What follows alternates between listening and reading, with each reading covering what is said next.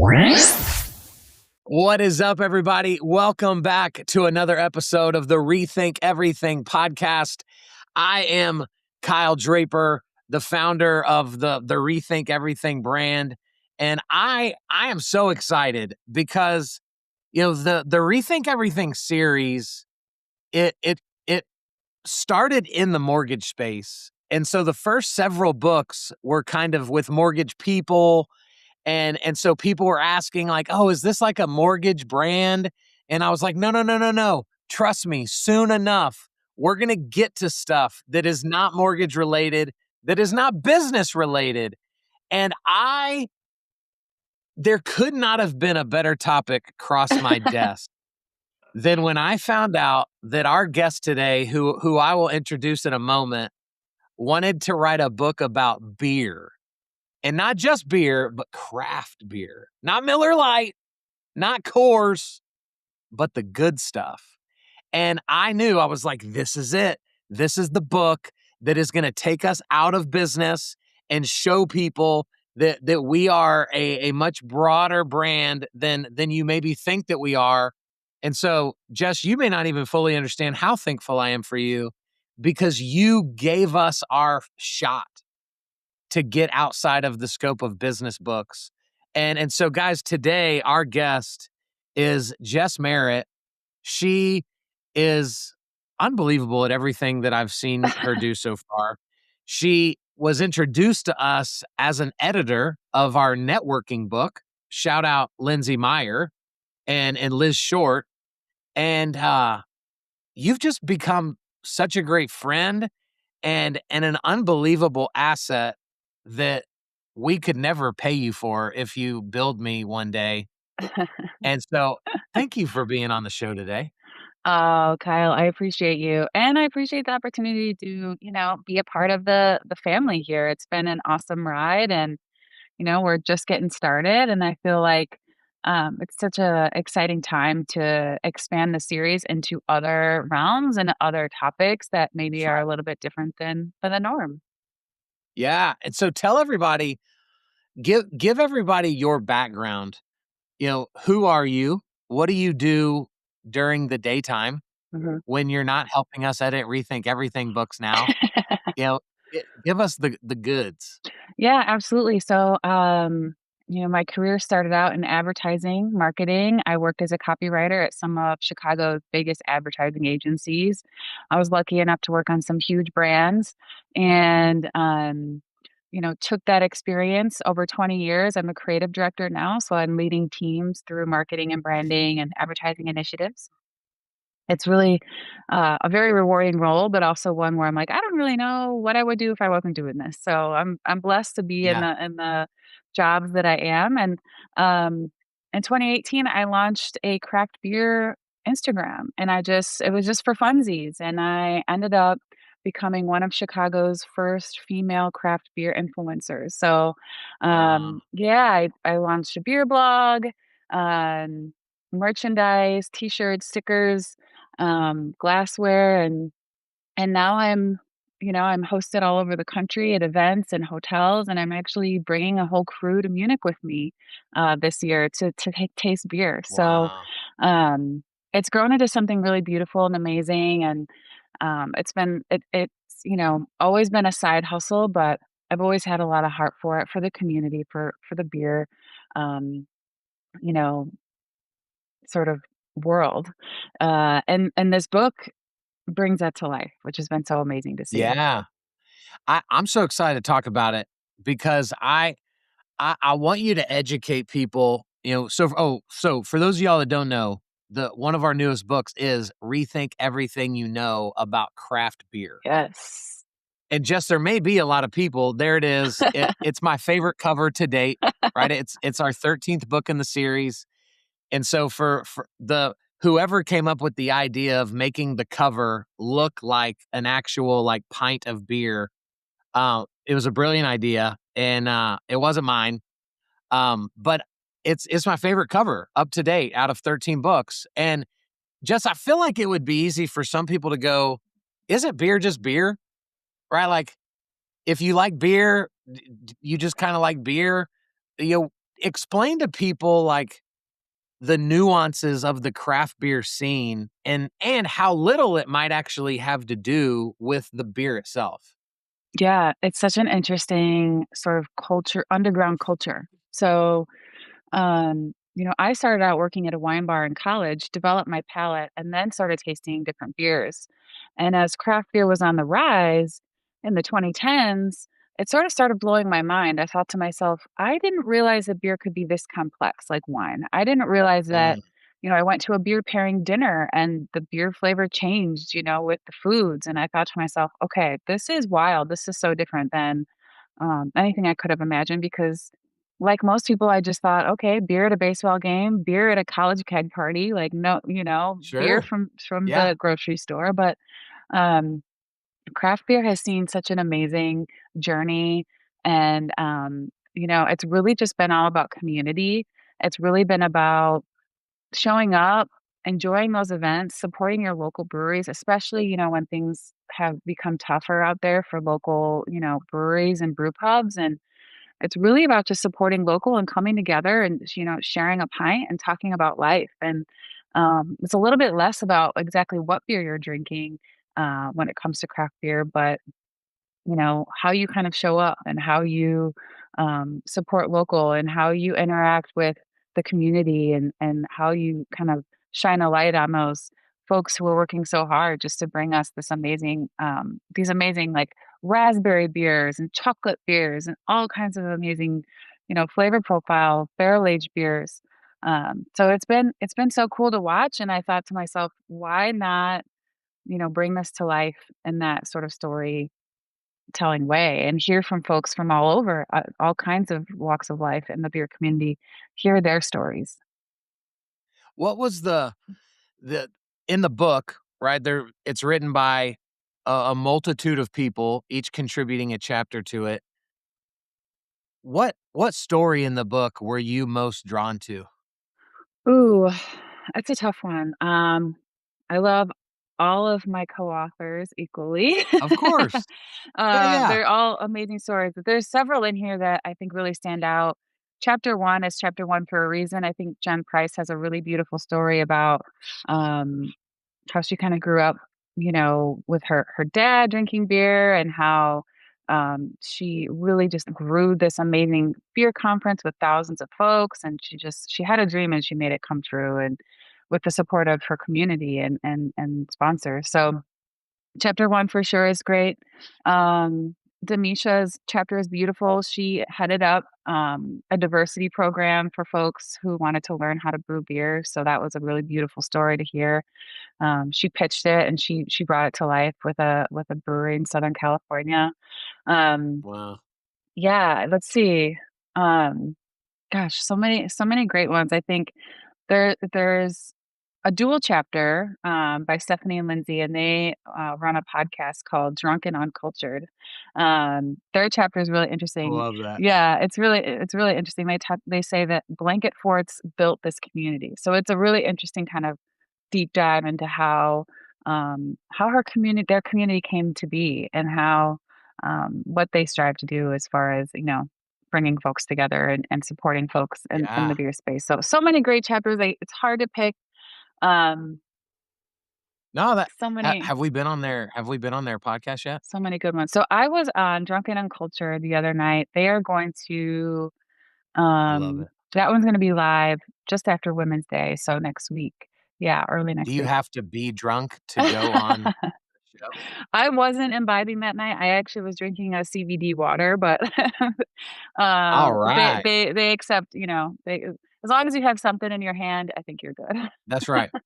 So, just talk to me about, like, when you travel, how do you like, if you're going to a city that you've never been in before, how do you go about deciding the right place to go to, like, try that craft beer scene? Well, because I've been so close to the industry for so long, I pretty much have an idea of the best breweries in every state in the United States.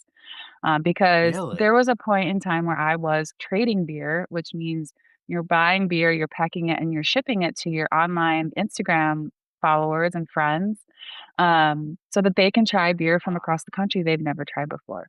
Wow. So, um, that knowledge just gathered over time, plus my amazing followers. I can just put on my story, "Hey, does anybody have recommendations for Yeah. Charlotte, South Carolina?" And they'll just send me the best of the best, their favorites, the holes in the walls, the beer bars with obscure beers on tap, the best food, the best hikes. Like, I'm so blessed that, I've got this community of people around me that are always sharing, and in turn, then I blog about where I go. So on my blog, I had, hey, top 5 breweries in Chicago, top 5 breweries in Brooklyn. So whenever people are traveling as well, I can say, hey, I have recos for you, even if they're unsolicited. I see someone's in a new city, I'm Yeah. like, let me send you. You gotta So, have you try done, it. like, the national rankings before? So I haven't done national rankings. I've read a lot about them, and I've written blogs about, the awards and the different, Yeah. breweries that have won, in the past. I've been lucky enough to be invited to a lot of the awards, in Denver. So the biggest festival is the Great American Beer Fest in Denver every year. Okay. So I'm invited to that. There's a big one in Chicago called the Festival of Barrel Aged Beer. So I'm invited as media, which is wonderful. I get to come do content creation So fun. and see everyone from every brewery and bug the heck out of them and try their beer. How are we doing in Dallas Fort Worth? Dallas is pretty good. I mean, I haven't tried a ton of beer from there. My brother lives there. When I was there, he did buy some pretty good beers. Um, Okay. I spent some time in Austin though. They've got a great scene. So I'd be interested. Okay. I'd be interested to really come with fresh eyes, and see what Dallas has got Yeah. because it's been a few years. Well, and I need so I'm not a beer guy. That's right. My wife loves beer, and, I don't enjoy the taste of most beer, Yep. and, if I'm being honest, to some degree, I've kinda given up hope that it might just be lost on me, Yep. I could see and that. so, I need I need someone You like need a you guide. can kind of, show me the way. One time, there was a craft beer out of Tulsa, Oklahoma, when we lived in Oklahoma, Sure. that I think it was a stout, and, I love, like, cold brew coffee, Oh, so you could and love so a that that coffee as stout. long as it was really cold, I liked it. Yep. But, like, there's a craft beer here locally that's called a Dallas Blonde, Oh, yeah. and, my wife loves those, but I just can't, you talked about your palate earlier. Mhm. I guess I have the palate of, like, a seven-year-old. I don't think so. I mean, beer's not for everyone. It's always my goal to find a beer for non-beer lovers. I find a lot of s I, like, feel very successful when I can help people do that. Oh, I bet. Yeah, I worked with a girl who swore up and down she hated beer, and then I found a fruited, sour that she loved, and so it's like yeah, and if you're Oh, into coffee, oh, we can find you the best coffee beers in the country, and we'll hook you up. We'll figure this out for you. challenge accepted. Love So it. what is out of all the different types of craft beer, like, how many different ones are there? Oh, gosh. And then could you rank them in terms of, like, your favorite to least favorite? There's hundreds of styles. I mean, you think Hundreds? yeah, you think there's just, your basic styles. I actually did an Instagram, video, kind of a meme, kind of poking fun of myself, but it was craft beers and if I would date them. You can find it on my page, and I post I gotta find it. which beers, I would date, and so it's a very funny kind of, like, parody thing, but it's different for everyone. Right now, I'm loving pilsners and lagers. They're clean, they're low ABV, they're not too hoppy, and when I really want something decadent, I love a barrel-aged stout. I love, um, bourbon barrel-aged stout. I love the complexity. I love a barrel-aged barley wine, also very complex. So I'm on both sides of the spectrum. I'm very, like, light and crisp and classic and drinkable Yeah. on the patio, and then I'm very much like, "Okay, I can have a 5 ounce, a small pour of, like, the really, heavy hitter stuff." And that the heavy hitter, that's my territory, It right? is, yeah, the The coffee on the stouts. stout side. Mhm, absolutely. So, I what you are so versed in so many things. You've done a lot. You're wildly talented. Thank you. We've done the craft beer book. Yep. What what's the next potential Rethink Everything project that Jess Merritt sees herself leading the charge I for? know, this is such a good question. We talked briefly about it, and I've been thinking about it, and, something I think relating to leadership slash creative leadership, being in the creative field, marketing, advertising for 20 years. Got a lot of experience. I've got a lot to say. um, Yeah, especially about, I think, you and I talked a little bit about EQ, emotional intelligence. It's really about, helping people. How can we help folks lead in a better way? Lead with their heart, lead with, their yeah. intuition, um, better, more empathetic leaders. I mean, there's so many topics I think that would align. It's really, for me, to your point, I do have a wide kind of like breadth of things that I am interested in, work on. I'm never bored. Let's just put it that way. Never bored. Right. Um, Mm. but yeah, I think there's got to be something out there. I mean, I think we should look at what's missing and where we can fill the gaps in the series, and what makes the most sense, and you know where we can take it. Do you think there's um, an opportunity for us, like, post 2020, now that so many people are working remote? Um, I'm wondering if there's not a book in us to talk about, like, having a healthy, you Mm, know, your mental health when for so many of us now, like, I work in my home office every day. mhm.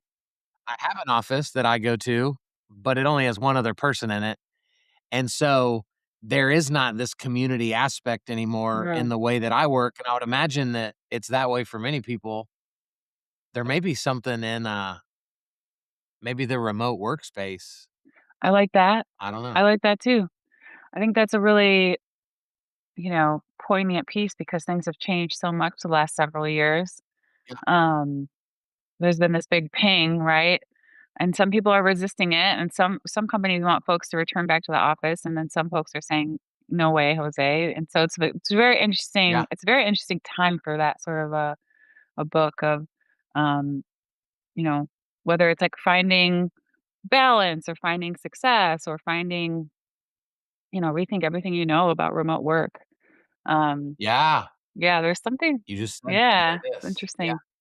I love it. Okay, I haven't asked anybody this question on the show yet, but my 11-year-old and I were talking about this in the car a couple days ago, and of course, I didn't ask my 11-year-old what I'm gonna ask you because she's not old enough to drink craft beer. But if you were having your final meal Ooh. of your life, what would the meal be, and then what craft beer would be paired with it? Oh, I already know the answer to this. So Okay, I love this game, and I've actually played this with my friends, um, because my husband was in restaurant business for 20 years, so we're big foodies, we cook okay. for our friends and everything. Yeah, So, yeah, it's, last meal would be, and it's so not classy, I'm gonna be honest with you, a Nashville hot with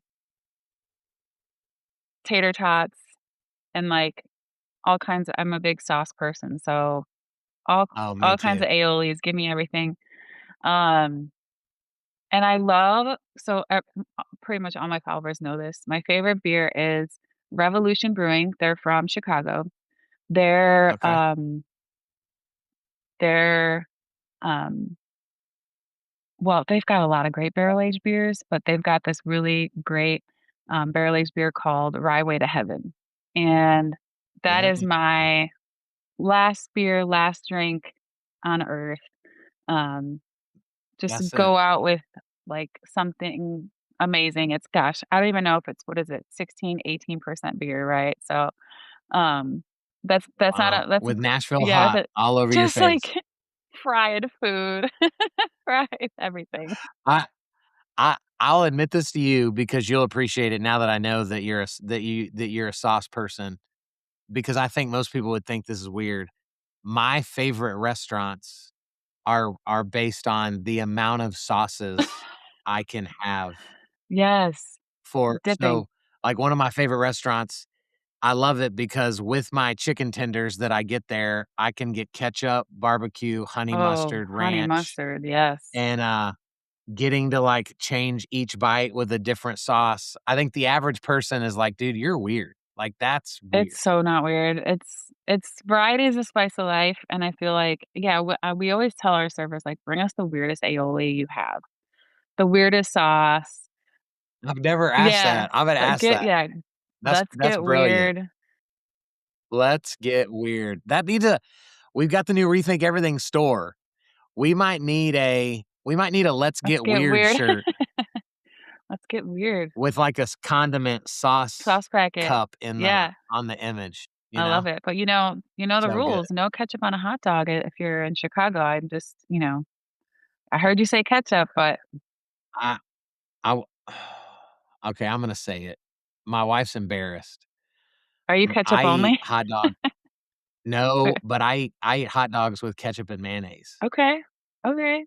and she's disgusted by it. I literally don't eat it in her presence Yeah. because it grosses her out so much. Secret is safe with me So and everyone watching this. and everyone watching this, as my wife probably listens from the kitchen.